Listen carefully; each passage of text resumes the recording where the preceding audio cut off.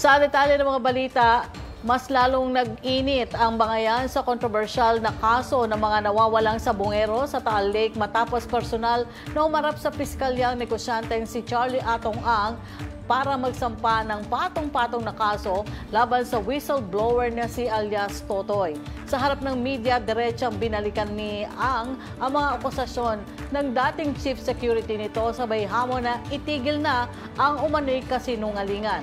Ang buong detalye sa kwento ni Jason Gusilatar. Magsinungaling. Tinuri kita parang ano ko eh. Hindi ko alam na ganyan kakasama. Pati ako papatayin mo pa, kitit-tabi mo pa ako.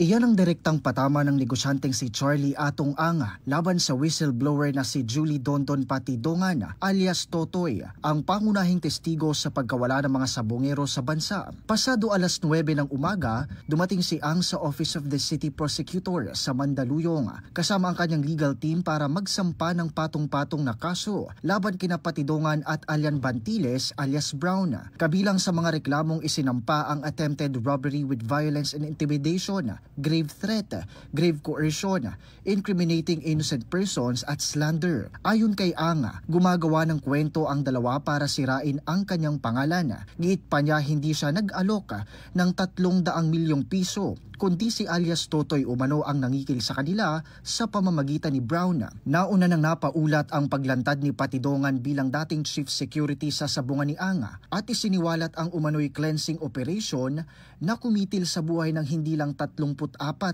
kundi halos 100 sabungero. Tinukoy niya si Ang bilang mastermind at si Gretchen Barreto na dating karelasyon ni Ang bilang isa sa mga alpha ng grupo sa likod ng mga abduction killing. May hawak umano siyang mga video recording, text message at listahan ng mga target bilang ebidensya laban sa grupo ni Ang. Mariing itinanggi ni Ang lahat ng ito at sinabing sa tamang forum o sa korte niya lalabanan ang mga akusasyon.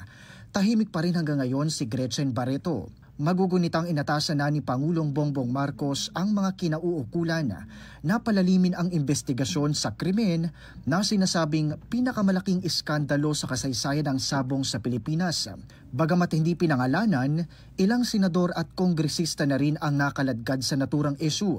Isinasaayos na ng Department of Justice ang pagsasailalim kay Patidongan sa Witness Protection Program, habang naghahanda naman ng PNP-CIDG ng retrieval operations sa Taal Lake, kung saan umano itinapon ang ilang bangkay ng mga biktima. Ako si Jason Gusilatar para sa Kwentong Politiko.